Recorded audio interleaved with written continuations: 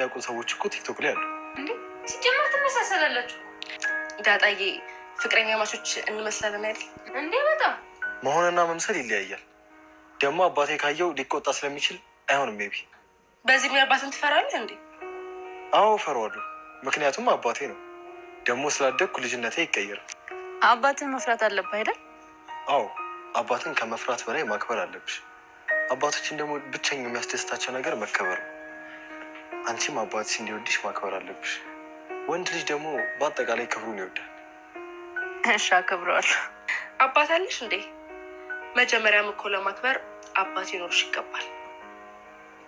አለኝ። ለዛውም በጣም ኮራ ያለ አባት። እና አባት ካለሽ ሰው ቤት ምን ያልከሰከስሻል?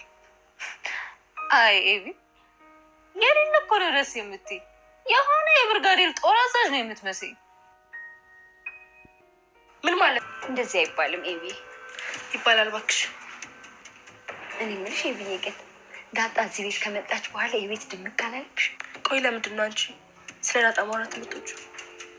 ብዙ ጊዜ አወራለሁ እንዴ? አሁን ራሱ እያወራሽ እኮ ነው። አይ መልካም። እኔ የምለው ታዲያ ጠንካራ ብለህ ትምህርትን ስጨርስ ወዲያው ማግባት ነው? እሱማ ግድ ነው። ያው ጥሩ ሚስት ከተገኘች።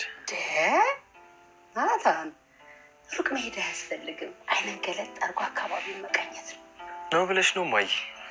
ሚስት ላይ እንኳን መጠንቀቅ እንዳለብኝ አባዬ ራሱ ነግሮኛል።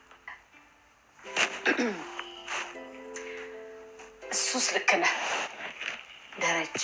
እኔ ወዶ መርጦ ነው ያገባኝ። ገርማል። እንዲህ አሁን መወፈሬን እንዳታይ አዲስ አበባ ውስጥ አለች የምትባል ቆንጆ አትስተካከለኝም ነበር።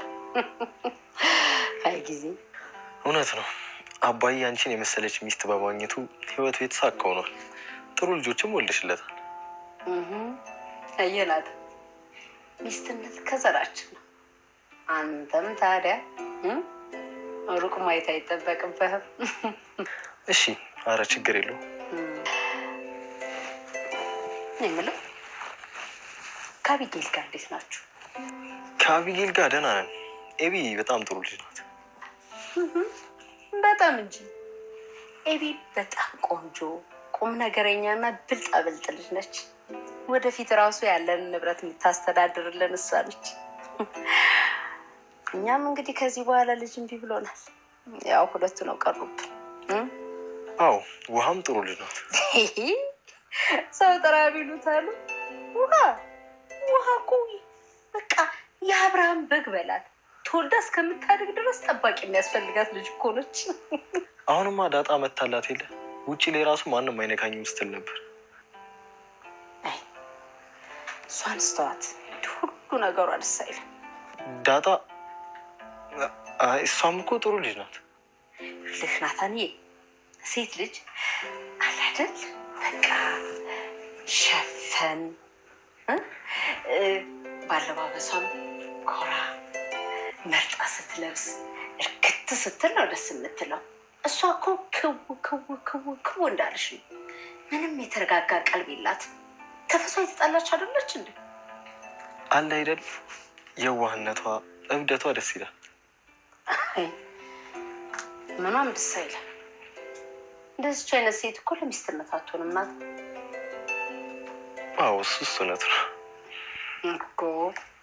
ሚስትነት በዘራችን ነው አላለች። ሚስት እንዳይሆን የተፈጠረ ሰው አለ? ሰላም ጤና ይስጥልኝ ውድ የዚህ ቻናል ተከታታዮች እንዴት ናቸው? እንኳን ወደዚህ ቻናል በሰላም መጣችሁ። ዛሬ በዳጣ ድራማ ተገናኝተናል ማለት ነው። ዳጣ ድራማ በባለፈው ክፍል ናታንና ዳጣ አንድ ክፍል ዘግተው ማታ ላይ ሲያወሩ አቢጊም እናቷን እሱ ክፍል ናትና አትሄድም ትያለሽ ልጅቷ አላማዋ ሌላ ነገር ነው ብላ እናቷን ይዛ እንግዲህ አንድ ክላስ ውስጥ ተገኝተው እነሱም በሩን በርግደው ሲገቡ ደንግጠው ነበረ ድራማው ያለቀው። በዛሬ ክፍልም ናታን እኔ ፈቅጅላት ነው የገባችው እና ልታወራኝ ነው የመጣችው። እኔ ግቢ ስላልኳት ነው። እሷ ምንም ፈልጋ አይደለም፣ እናንተ እንዳሰባችሁ አይደለም። እኔ ከብት አይደለሁም ወይም ደግሞ ጎሽ አይደለሁም። ዝም ብዬ ማንም እንዳገኘ የሚነዳኝ እና ማሰብና ማሰላሰል የምችል ሰው ነኝ። እናም እናንተ እንዳሰባችሁ ሊሆን አይችልም ብሎ ሲላት እናትየው በጣም ተበሳጭታ ከክላሱ ወጥታ ሄዳለች ማለት ነው። ዳጣም አስቀድማ ወጥታ ነበረ ውጪ ካላችሁኝ ይወጣለሁ ብላ። እናም አቤጊ እዛ ቁጭ ብላለች ማለት ነው። ናታንም በድርጊታቸው በጣም ደንግጧል። ዳጣም ቢሆን እንደዛው እንግዲህ እናትየውም ቤት ውስጥ ቁጭ ብላ ስልክ እያወራች እያለ ውሃ መጣ።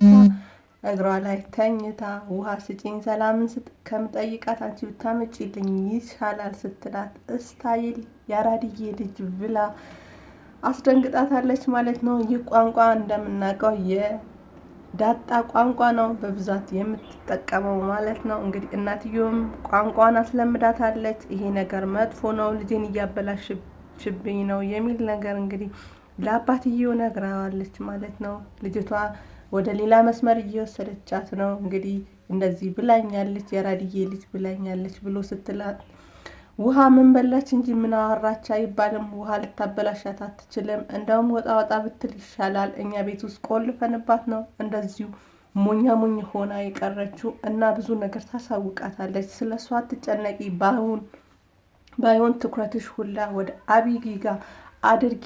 አቢጊ ናት መጥፎ ሁኔታ ላይ ያለችው።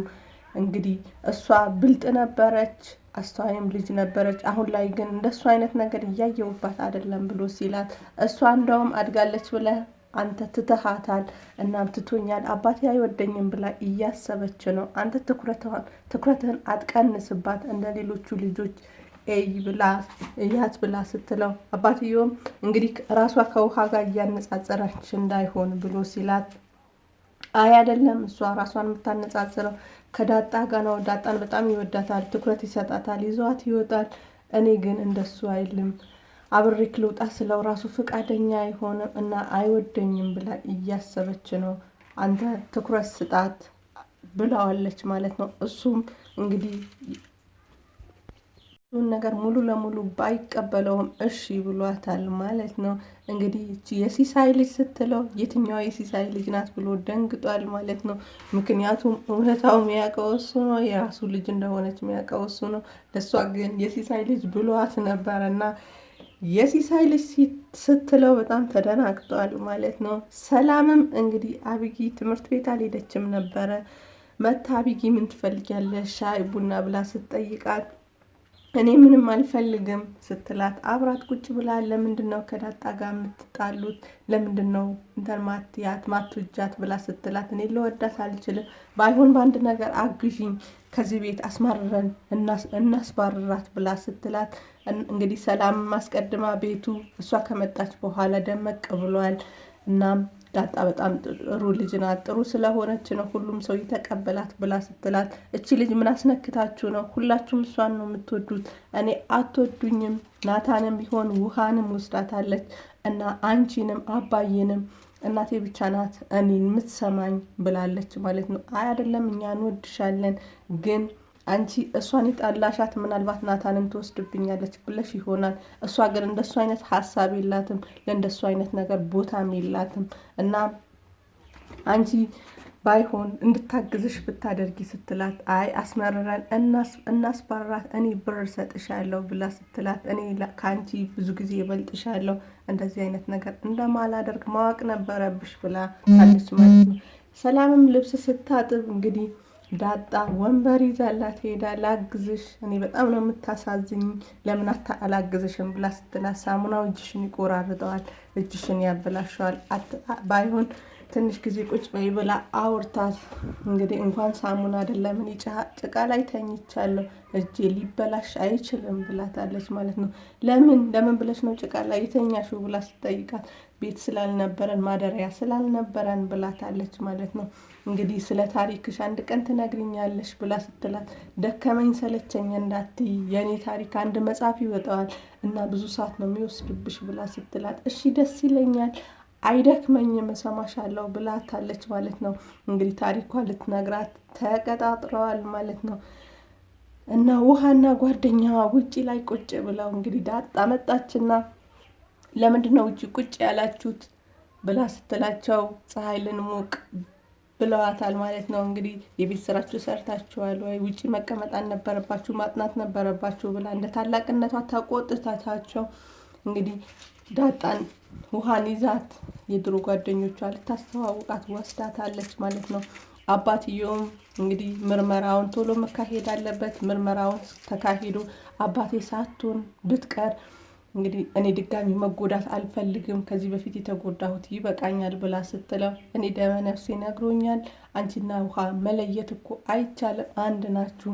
ግን እውነታውን እርፍ ብለን ለመቀመጥ ነው እንጂ ልጄ እንደሆንሽ ደመ ነፍሴ ነግሮኛል፣ ልጄ ነሽ። ግን ያ ዲኤንኤ እስከሚመጣ ድረስ አሁን ባለንበት ሁኔታ አብረን እንደዚሁ እንቀጥላለን ማለት ነው። ማለት ልጁ እንደሆነች ለቤተሰቡ ላለመናገር ማለት ነው። እንግዲህ እናትየውም ከስራ ቦታ ስትመጣ ናታን ቤት ውስጥ ቁጭ ብሎ ነበረ። እናም ትምህርትን እንደጨረስክ ማግባት አለብህ ብላ ስትለው ያው ጥሩ ሚስት ከተገኘ ብሏታል ማለት ነው።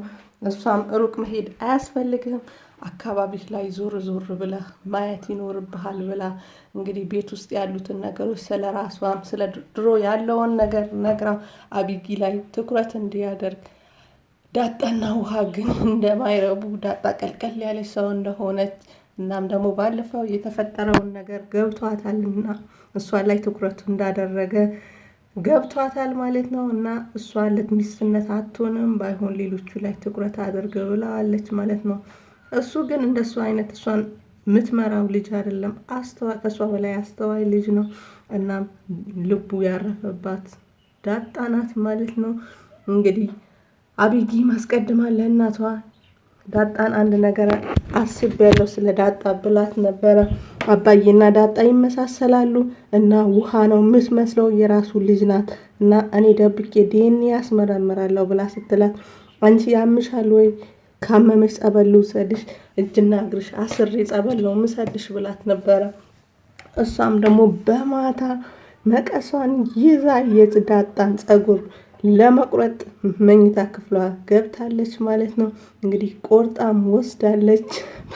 እንዴት አድርጋ እንደምታስመረምረው እንግዲህ በምን አይነት ሁኔታ እንደሚቀጥል አብረን የምናይ ይሆናል። አብራችሁን ስለነበራችሁ ከልብ አመሰግናለሁ። ባባይ መልካም ጊዜ ተመኘው።